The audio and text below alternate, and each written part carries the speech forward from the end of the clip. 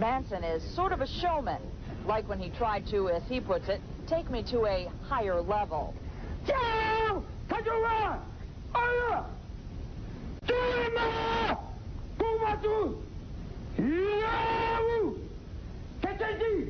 Or when I again asked him to define his unique charm.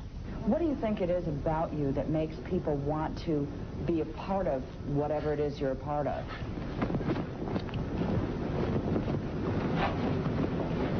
I'm brand new. Everything I do is always brand new. I'm on the premise of reality. I walk a real road. I'm a real person inside. I'm not a phony. I don't put on no airs. I say what I think. You see what I'm saying? Aren't you putting on an air now? Aren't you putting on an act for me? When you look it back, see if it's an air. See if where you get it. And someone sees it and goes by and they say, hey, how you doing? I say, pretty good. How you be? Live in.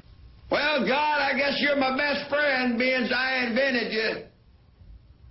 You believe in God, Charles? Sure, I believe in myself. Why wouldn't I? Which one? Are you Jesus Christ? Which Jesus? There's all kinds of Jesuses. There's a black Jesus down in Florida. He's having a good time. There's a Mexican Jesus in Mexico. I mean, there's all kinds of Jewish Jesus. I mean, Jesus, you know. There's all kinds of Jesus coming back everywhere. And nothing can stop it. It's a consciousness that lives in your mind. You know. Tell me a little bit about your background. Tell me, if you could describe your childhood in a couple of sentences, how would you describe it? I didn't have a childhood. Tell me a little bit more. Tell me more. I went to reform school in '43, and I've been fighting ever since.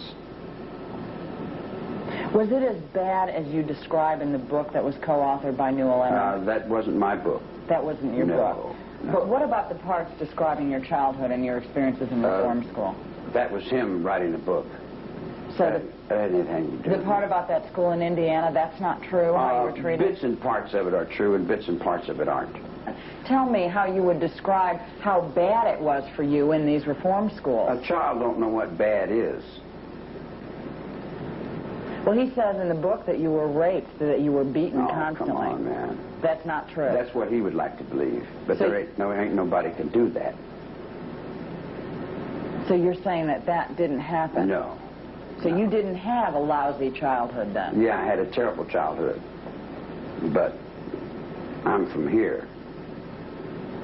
In other words, it didn't get to you? No, I've never sold out. They've never beat me. I haven't been beaten. Tell me about your terrible childhood. The child doesn't know what terrible is. You don't want to talk about it, I think. I'm telling you, a child doesn't know what terrible is. Give me a little terrible, man? Give me a little description of it. What is terrible? You know, terrible. What does that mean, terrible? I don't know. You used the word, so I'm trying to get you to describe it. No, I didn't. He used the word in his book. I didn't. I'm not a sniveler. I don't cry. I don't snivel. I don't look for excuses to get off on other things. Do you feel blame? Are you mad? Do you feel like wolves kebabs right friends? Get friends.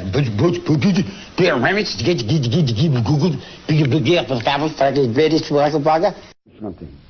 The oven has SS written on it.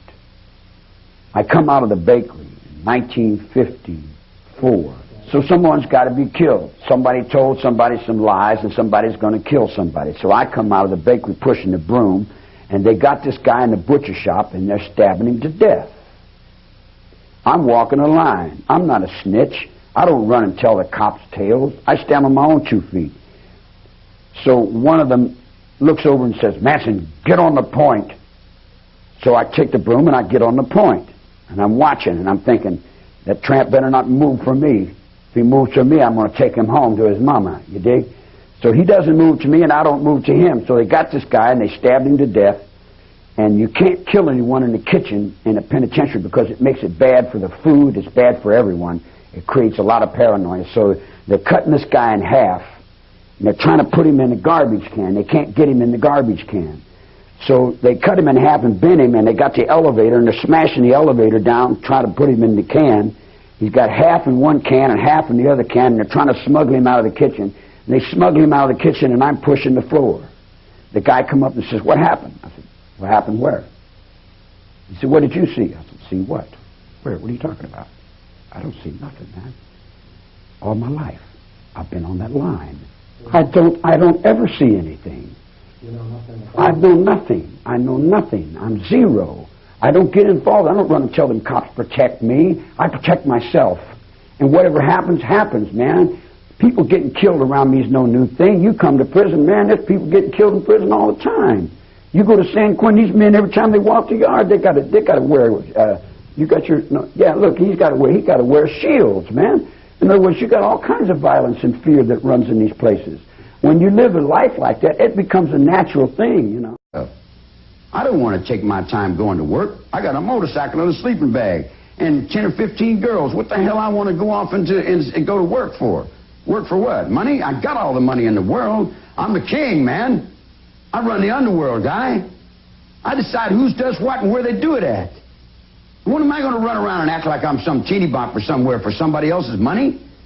I make the money, man. I roll the nickels. The game is mine. I deal the cards. The mind is endless. You put me in a dark, solitary cell. And to you, that's the end. To me, it's the beginning. It's a universe in there. There's a world in there.